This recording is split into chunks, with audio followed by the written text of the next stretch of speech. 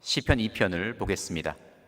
시편 2편은 지상의 왕과 관련된 내용이 담긴 제왕시이자 장차 오실 메시아에 대한 예언시로 분류되는 시편입니다.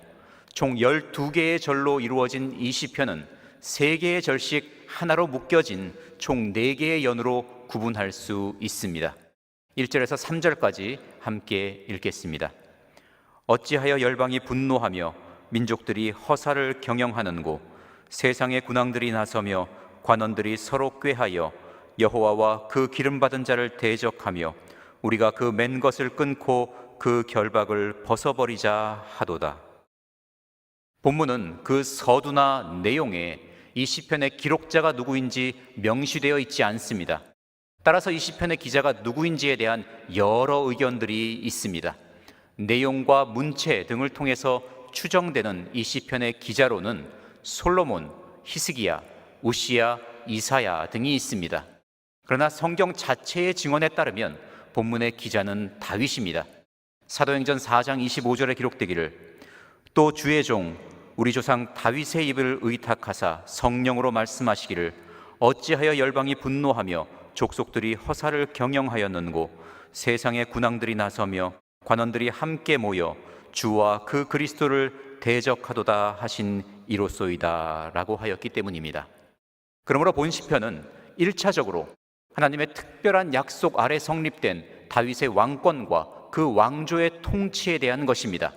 그러나 방금 읽어드린 사도행전의 말씀이 이 시편을 예수님에게 적용시키고 있기 때문에 궁극적으로는 메시아에 대한 예언을 담고 있는 말씀입니다.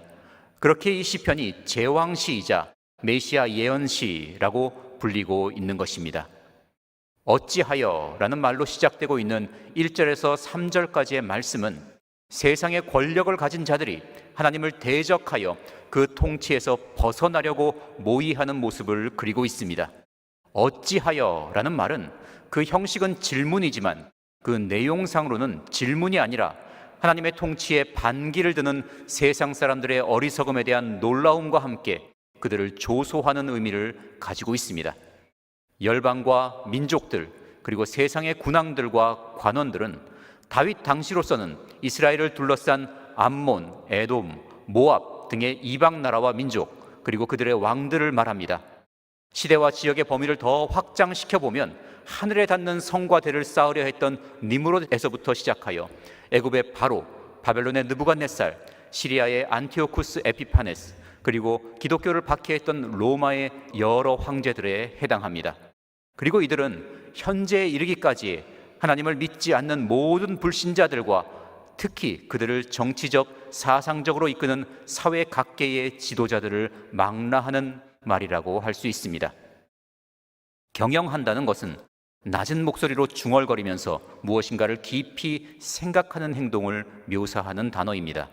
이들은 자신들이 행하는 일, 행하려고 하는 일을 합리화하는 온갖 그럴싸한 이유를 만들어내고 그러한 자신들의 속내와 행위를 타당화하려는 갖가지 이론을 만들어냅니다. 그러나 그 모든 일은 허사, 즉 헛된 일이 되고 맙니다.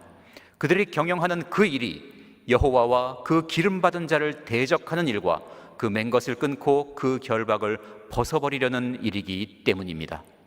그 기름받은 자는 그의 기름 부음 받은 자, 곧 메시아를 뜻합니다. 구약 시대에는 제사장이 세워질 때 그에게 기름을 부었으며 선지자들에게도 기름을 부었습니다. 사울이 이스라엘의 왕이 될 때, 그리고 다윗이 그의 다음 왕으로 선택될 때 사무엘이 그에게 기름을 부음으로써 그 이후로 이스라엘의 왕들이 왕위에 오를 때 기름 부음을 받게 되었습니다. 그러므로 본문에서 그 기름 받은 자는 다윗을 가리키며 그의 왕위를 잇는 다윗 왕조의 왕들을 가리킵니다. 나아가 그 기름 받은 자는 이 세상에 오신 하나님의 독생자 예수 그리스도를 가리킵니다. 구약 시대에는 기름 부음 받은 자라고 불리는 사람이 여러 명이었습니다. 이미 말씀드린 것처럼 제사장들, 왕들, 선지자들이 세워질 때 기름 부음을 받았기 때문입니다. 그들이 기름 부음을 받았던 것은 하나님의 백성들을 위한 자신들의 직분을 수행하도록 하기 위해서 그들을 성별하여 자격과 은사를 부여하는 것이었습니다. 그리고 장차 오실 메시아가 수행하실 제사장, 선지자, 왕의 직능을 예표하는 것이었습니다. 그러므로 이제 기름 부음 받은 자, 메시아, 곧 그리스도라는 호칭은 단 한 분에게만 적용됩니다. 그분이 바로 예수님이십니다. 구약의 기름 부음이 예표하던 실체이자 원형이 바로 이 땅에 오신 하나님의 독생자 예수님이시기 때문입니다. 세상의 군왕들과 관원들이 경영하며 행하고자 하는 일은 그 맨 것을 끊고 그 결박을 벗어버리는 일입니다. 그들이 하나님의 주권과 그 통치하심을 끊어버려야 할 속박과 족쇄로 여기며 부당한 간섭과 통제로 취급하기 때문입니다. 그렇기에 그로부터 벗어나는 것이 자유롭게 되는 길이며 인간답게 살 수 있는 길이라고 주장하는 것입니다. 하나님의 다스림에서 벗어나려고 하는 것, 하나님께서 자신에게 주신 지위를 떠나는 것, 심지어 하나님과 비기려고 하는 것이 바로 죄의 시작이자 본질이라고 할 수 있습니다. 몰락한 바벨론 왕에 대한 말씀이지만 그 속에 마귀의 기원에 대한 내용을 함축하고 있는 말씀인 이사야 14장 12절로 15절에 이르기를 너 아침의 아들 계명성이여 어찌 그리 하늘에서 떨어졌으며 너 열국을 엎은 자여 어찌 그리 땅에 찍혔는고 네가 내 마음에 이르기를 내가 하늘에 올라 하나님의 뭇별 위에 나의 보좌를 높이리라. 내가 북극 지폐의 산 위에 좌정하리라.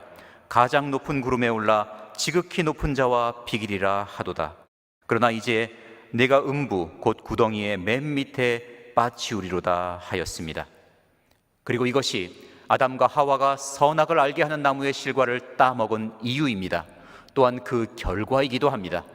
그들이 선악과를 따서 먹은 이유는 자신들이 하나님과 같이 되려고 했기 때문입니다. 하나님을 선악의 기준으로 인정하여 그 말씀을 준행하는 것이 아니라 자신들이 그 기준이 되려고 했기 때문입니다. 그 결과 아담과 하와는 타락한 존재가 되었습니다. 하나님과의 친밀한 관계가 단절된 원수이자 영적으로 죽은 존재가 되었습니다.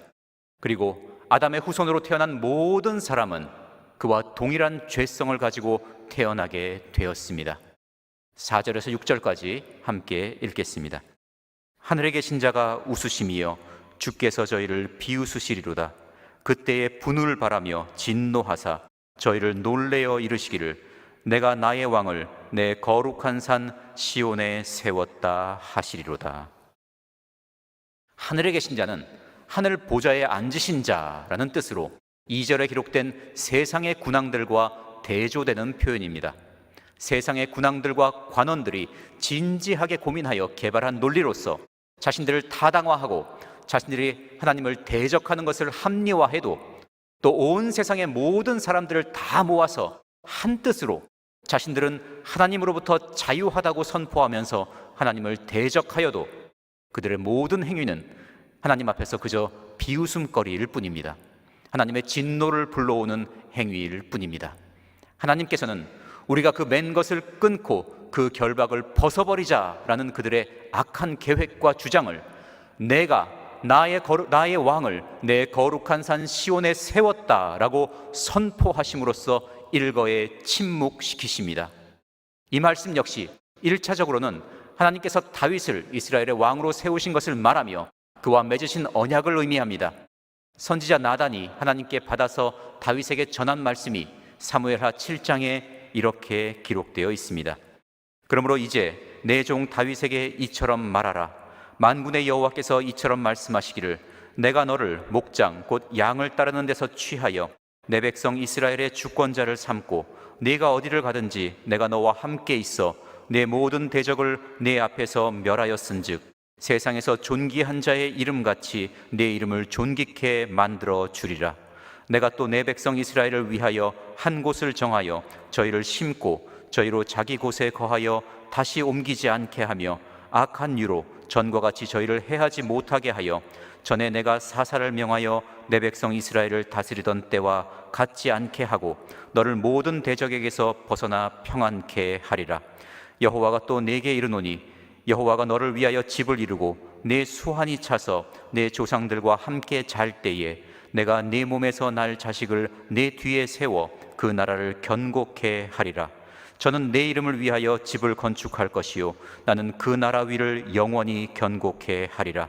나는 그 아비가 되고 그는 내 아들이 되리니 저가 만일 죄를 범하면 내가 사람 막대기와 인생 채찍으로 징계하려니와 내가 네 앞에서 패한 사울에게서 내 은총을 빼앗은 것 같이 그에게서는 빼앗지 아니하리라. 내 집과 내 나라가 내 앞에서 영원히 보존되고 내 위가 영원히 견고하리라 하셨다 하라. 그러나 궁극적으로 하나님께서 세우신 나의 왕은 다윗의 후손으로 오신 메시아 예수 그리스도를 의미합니다. 세상의 군왕들과 관원들, 즉 마귀의 하수인들은 그들이 억압과 속박이라고 주장하는 하나님의 통치에서 벗어나기 위해 세상에 오신 하나님의 독생자 예수님을 십자가에 못 박아 죽였습니다. 그러나 예수님께서는 죽은 지 사흘 만에 사망 권세를 이기고 부활하셨으며 승천하여 하나님 우편에 앉으셨습니다. 그리고 장차 세상에 다시 오셔서 만왕의 왕 만주의 주로서 세상을 친히 다스리실 것입니다. 그러므로 하나님의 통치를 거부하며 하나님을 대적하는 무리들의 소위는 비웃음거리밖에 되지 않습니다.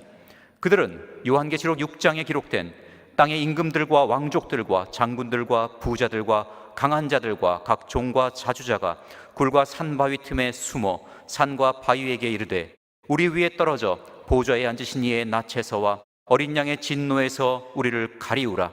그들의 진노에 큰 날이 이르렀으니 누가 능히 서리요 하더라 하신 말씀과 같은 꼴을 당하게 될 것이기 때문입니다.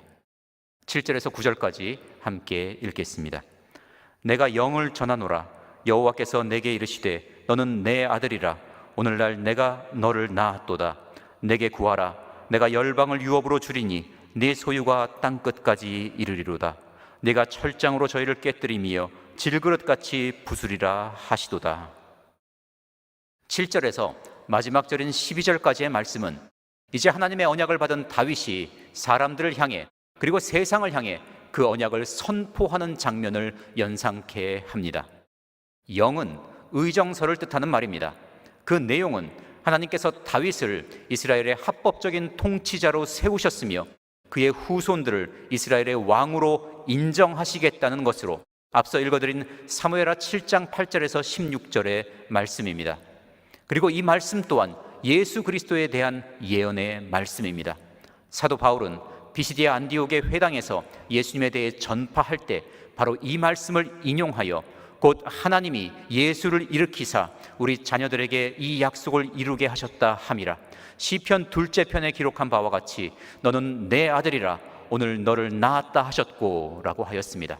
또한 요한계시록에 기록되기를 여자가 아들을 낳으니 이는 장차 철장으로 만국을 다스릴 남자라. 그 아이를 하나님 앞과 그 보좌 앞으로 올려가더라 하였고 그의 입에서 이한 검이 나오니 그것으로 만국을 치겠고 친히 저희를 철장으로 다스리며 또 친히 하나님 곧 전능하신 이의 맹렬한 진노의 포도주틀을 밟겠고 그 옷과 그 다리에 이름 쓴 것이 있으니 만왕의 왕이요 만주의 주라 하였더라 하였습니다. 아들의 아버지께 무엇을 구하는 것은 자연스러운 일입니다. 그럼에도 내게 구하라 라고 확실하게 말씀해 주셨습니다. 정말 감사한 것은 이 말씀이 다윗과 그의 위를 이은 왕들에게만 적용되는 것이 아니라는 사실입니다. 하나님께서는 예수 그리스도를 믿어 성령으로 거듭난 모든 성도들을 자녀로 삼아 주셨습니다. 사도 요한은 기록하기를 보라 아버지께서 어떠한 사랑을 우리에게 주사 하나님의 자녀라 일컬음을 얻게 하셨는고 우리가 그러하도다 하였습니다. 예수님께서 이에 대해 분명하게 말씀해 주시기를 구하라 그러면 너희에게 주실 것이요 찾으라 그러면 찾을 것이요 문을 두드리라 그러면 너희에게 열릴 것이니 구하는 이마다 얻을 것이요 찾는 이가 찾을 것이요 두드리는 이에게 열릴 것이니라. 너희 중에 누가 아들이 떡을 달라 하면 돌을 주며 생선을 달라 하면 뱀을 줄 사람이 있겠느냐. 너희가 악한 자라도 좋은 것으로 자식에게 줄 알거든 하물며 하늘에 계신 너희 아버지께서 구하는 자에게 좋은 것으로 주시지 않겠느냐 하셨습니다. 그러므로 구하십시오. 예수 그리스도의 이름으로 구할 때 하나님께서 응답해 주십니다. 예수님께서 친히 내가 진실로 진실로 너희에게 이르노니 너희가 무엇이든지 아버지께 구하는 것을 내 이름으로 주시리라. 지금까지는 너희가 내 이름으로 아무것도 구하지 아니하였으나 구하라 그리하면 받으리니 너희 기쁨이 충만하리라 라고 말씀해 주셨기 때문입니다. 철장으로 깨뜨리며 질그릇같이 부수리라는 말씀 역시 1차적으로는 하나님께서 다윗과 그의 후손의 왕권에 도전하는 자와 이스라엘을 적대하는 세력을 완전히 부수어 버리실 것을 선포하는 말씀입니다. 그러나 이 말씀은 그대로 이루어지지 않았습니다.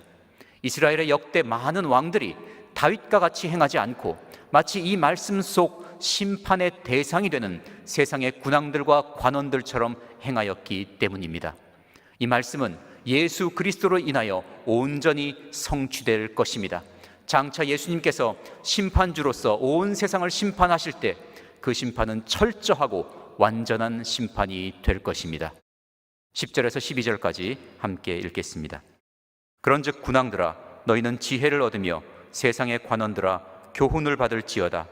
여호와를 경외함으로 섬기고 떨며 즐거워할지어다. 그 아들에게 입맞추라. 그렇지 아니하면 진노하심으로 너희가 길에서 망하리니 그 진노가 급하심이라. 여호와를 의지하는 자는 다 복이 있도다. 하나님의 자비로우심과 은혜가 이 말씀에서 밝히 드러나고 있습니다. 여기에 군왕들은 2절에서 지칭한 세상의 군왕들과 관원들입니다. 이들은 여호와 하나님과 그 기름 부음 받은 자를 대적하고 그 통치에서 벗어나고자 하는 자들입니다. 하나님께서는 그들을 비웃으시고 진노하시며 그들을 향해 하나님께서 이미 왕을 시온에 세우셨으며 그 왕이 어떤 능력과 권한을 가지고 그들을 심판할 것인지를 밝히 말씀하셨습니다. 그런데 여기서 그들을 향해 살 길을 열어주십니다. 주의 약속은 어떤 이의 더디다고 생각하는 것 같이 더딘 것이 아니라 오직 너희를 대하여 오래 참으사 아무도 멸망치 않고 다 회개하기에 이르기를 원하시느니라 라고 하신 말씀처럼 회개할 기회를 주시는 것입니다. 지혜를 얻으며 교훈을 받으라고 하였습니다. 심판을 피하고 생명을 얻는 참된 지혜와 교훈은 오직 하나님의 말씀에서 얻을 수 있습니다. 그 첫 번째 지혜와 교훈은 여호와를 경외함으로 섬기고 떨며 즐거워하는 것입니다. 하나님을 경외함으로 섬기는 것은 곧 하나님을 두려워하는 것이며 동시에 하나님을 즐거워하는 것이라는 말씀입니다. 하나님을 두려워하는 것은 하나님이 창조주이시며 절대 주권자이시라는 것을 인정하는 사람이 마땅히 취해야 할 태도입니다. 이것을 아는 사람은 하나님이 온 세상을 공의로 심판하시는 분이시며 그 누구도 그 심판을 피하거나 거부할 수 없다는 사실 또한 알게 되기 때문입니다. 하나님을 즐거워하는 것은 하나님이 구원자이시며 그 뜻에 순종하는 자에게 복을 주시는 분이심을 알므로 인한 것입니다. 그리고 악인에 대한 심판이 의인의 신원과 마치 동전의 양면처럼 때려야 뗄 수 없는 것이라는 사실로 인한 것입니다. 그러므로 이 두 가지는 서로 상반되는 것이 아니라 완벽히 조화되는 것입니다. 그렇게 사도 베드로는 베드로전서 1장에 기록하기를 예수를 너희가 보지 못하였으나 사랑하는도다. 이제도 보지 못하나 믿고 말할 수 없는 영광스러운 즐거움으로 기뻐하니 믿음의 결국 곧 영혼의 구원을 받음이라 라고 말한 후에 그러므로 너희 마음의 허리를 동이고 근신하여 오직 너희를 부르신 거룩한 자처럼 너희도 모든 행실에 거룩한 자가 되라. 기록하였으되 내가 거룩하니 너희도 거룩할지어다 하셨느니라. 외모로 보시지 않고 각 사람의 행위대로 판단하시는 자를 너희가 아버지라 부른즉 너희의 나그네로 있을 때를 두려움으로 지내라 라고 하였던 것입니다. 생명을 얻는 두 번째 참된 지혜와 교훈은 그 아들에게 입맞추는 것입니다. 입맞추라는 말씀은 반드시 해야 한다는 명령입니다. 입맞춤은 복종과 경배를 의미합니다. 종이 주인에게, 신하가 왕에게 그렇게 해야 하는 것처럼 완전히 복종하고 경배해야 한다는 뜻입니다. 그 입맞춤의 대상은 그 아들입니다. 하나님께서 너는 내 아들이라고 선언하신 바로 그 아들입니다. 이는 1차적으로는 다윗을 가리키지만 궁극적으로는 예수님을 가리킵니다. 예수님께서 요단강에서 세례 요한에게 세례를 받으시고 물에서 올라오실 때 하늘이 열리고 하나님의 성령이 비둘기같이 내려 임하였으며 하늘에서 소리가 나서 말씀하시되 이는 내 사랑하는 아들이요 내 기뻐하는 자라 하였으며 변화산에서 모세와 엘리야와 함께 계신 예수님을 본 베드로가 주여, 우리가 여기 있는 것이 좋사오니 주께서 만일 원하시면 내가 여기서 초막 셋을 짓되 하나는 주를 위하여, 하나는 모세를 위하여, 하나는 엘리야를 위하여 하리이다 라고 말할 때에 갑자기 빛난 구름이 저희를 덮으며 구름 속에서 소리가 나서 이르되 이는 내 사랑하는 아들이요 내 기뻐하는 자니 너희는 저의 말을 들으라 하였습니다. 그러므로 이 말씀은 사람이 멸망을 피하고 구원을 얻는 유일한 길이 바로 하나님의 독생자 예수 그리스도에게만 있음을 분명히 선언하는 것입니다. 오직 예수님만이 하나님께로 가는 길과 진리와 생명이 되십니다.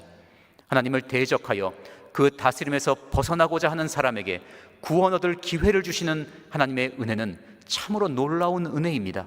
그 은혜가 절대자이신 하나님의 인내하심으로 주어지고 있다는 점에서 더욱 그러합니다. 그러나 하나님의 인내는 각 사람이 회개하고 하나님께로 돌아오는 일을 뒤로 미루고 안일하게 행할 이유가 되지 못합니다. 그렇게 시편 기자는 그런즉 군왕들아 너희는 지혜를 얻으며 세상의 관원들아 교훈을 받을지어다 라고 말씀합니다. 그러니 바로 지금이 지혜롭게 행할 때이며 그러니 바로 지금이 교훈을 받을 때라고 말씀하고 있는 것입니다. 그렇지 않으면 하나님의 진노가 급하심으로 그들이 길에서 망할 것이기 때문입니다. 하나님의 진노가 시작되는 때 더 이상의 기회는 주어지지 않을 것이기에 그 심판의 대상이 되는 사람들은 갑자기 망하게 될 것이라는 말씀입니다. 그렇게 성경이 우리가 하나님과 함께 일하는 자로서 너희를 권하노니 하나님의 은혜를 헛되이 받지 말라.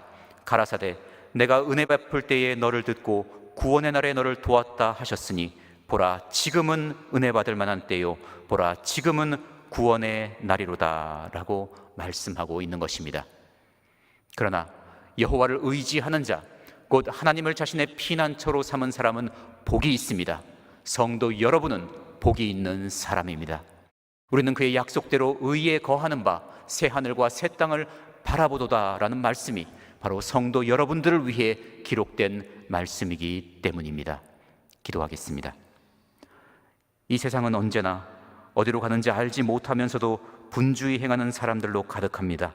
그러나 저희는 주님의 말씀으로 인하여 인생의 영원한 가치가 어디 있는지를 알게 되었으니 감사합니다. 예수 그리스도를 믿음으로 성령으로 거듭나 영생을 얻은 사람으로서 하나님을 기쁘시게 하는 삶을 살아가게 하시니 감사합니다. 구약 성경에서 예수님에 대한 예언의 말씀을 상고할 때마다 말씀하신 대로 반드시 이루시는 하나님의 신실하심으로 인하여 위로를 받고 용기와 소망을 가지게 됨을 고백합니다. 다시 오실 예수님을 기대하는 성도답게 살아갈 수 있도록 늘 성령으로 충만케 하여 주시고 말씀의 권능으로 저희들의 발걸음을 인도하여 주시옵소서. 하나님의 인내하심으로 베푸시는 구원의 복된 소식을 더욱 널리 전파하게 하여 주시옵소서. 주 예수 그리스도의 이름으로 감사하며 기도합니다. 아멘.